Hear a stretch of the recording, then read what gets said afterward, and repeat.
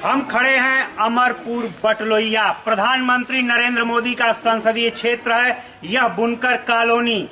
इस समय हड़ताल पे है। इन्होंने अपनी मशीनों को बंद कर रखा है।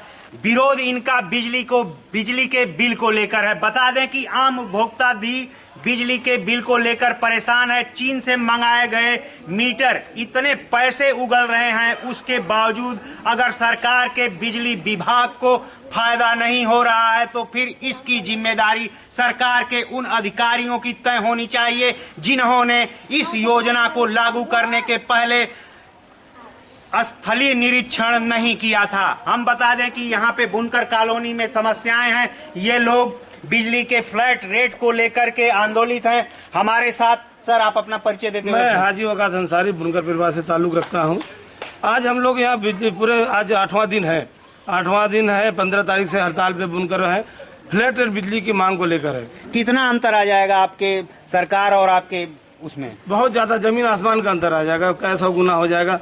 फ्लैट रेट बिजली का मतलब होता है कि एक मुफ्त सरकार सब्सिडी दे रही थी और बुनकरों को और पावरलूम पे 75 रुपया पर पावरलूम उसको जमा करना था। और आज जब यूनिट रेट से सरकार लागू करने जा रही है तो उसमें लगभग 2 से 2.5 हजार रुपया आएगा। क्या चाहते हैं आप लोग? हम चाहते हैं कि फ्लैट रेट जिस तरह से सरकार दे रही थी फ्लैट रेट बिजली हमें मिले और नहीं तो उसके नीचे कोई बात नहीं होगी। वरना अगर फ्लैट रेट नहीं जारी सरकार देती है तो ये यहाँ से जो बनारसी साड़ी का प्राचीन कला है 400-450 साल पुरानी वो खत्म हो जाएगी। इनका साफ कहना है कि बनारस की पहचान रही बनारसी साड़ी अगर बिजली का शिकार हुई तो वाकई बड़ी समस्या हो जाएगी और जो 400 सालों की परंपरा है वह वाकई हाशिए पर खड़ी हो जाएगी। बिजली के लिए आंदोलन कर रहे इन लोगों का सबसे जो बड़ा सवाल ये है या सबसे बड़ा जो मुद्दा ये है कि इसमें फ्लैट रेट ही लगाया जाए। अगर मीटर की बात होती है तो फिर बिजली के बिलों में अंतर आ जाएगा।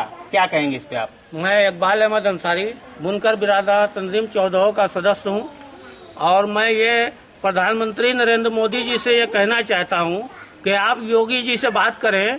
योगी जी बनारस के लोगों के लिए सौतेला व्यवहार कर रहे हैं।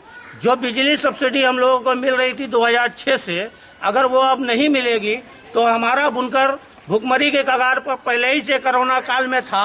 अब और भी जो है कोरोना काल से उभरा नहीं है और इससे पहले ये हमारी जो हड़ताल हो गई है एकदम बुनकर हमारा जो है भुखमरी के कगार पर सड़क पर आ जाएगा। कितने रजिस्टर्ड बुनकर हैं बनारस में? ये लगभग 1.5 लाख पावर लूम है बनारस में। एक पावर लूम में कितने लोगों की संख्या होगी? एक पावर लूम में कम से कम 6 या 7 लोग लगे रहते हैं। 1.5 लाख के करीब पावर लूम है और उनमें एवरेज माना जाए अगर 5 भी माना जाए तो करीब ये 6 लाख के ऊपर की संख्या होती है। प्रधानमंत्री नरेंद्र मोदी के संसदीय क्षेत्र में इतनी बड़ी समस्या को लेकर अभी तक सरकार संजीदा नहीं है। अब सवाल ये खड़ा होता है क्या बिजली मंत्री, उत्तर प्रदेश सरकार और अन्य लोगों को यहाँ की समस्याओं से अवगत अधिकारियों ने नहीं कराया है या फिर कोई और वजह है? क्या लग रहा है सरकार तक बात आप लोगों ने पहुँचाई है अपनी? देखिए, ये 3 सितंबर से जब हमारे बुनकर प्रतिनिधि ने लखनऊ में जाकर ये सरकार के नुमाइंदे से बात की तो उन लोगों ने आश्वासन दिया कि आपकी ये सब्सिडी बहाल की जाएगी। 5 सूत्रों की मांग मानी गई। तो उसमें ये 3 सितंबर को हम लोगों की ये हड़ताल खत्म किया गया और पुनः ने इसको बोला गया कारोबार चालू करिए। आपको आश्वासन के तौर पे हमारे सरदार साहबान ने काम चालू करा दिया। उसके बाद वादा खिलाफी के बाद हम लोगों ने 15 अक्टूबर को फिर से बंदी का ऐलान किया और सरकार ने हम लोगों का वादा नहीं निभाया।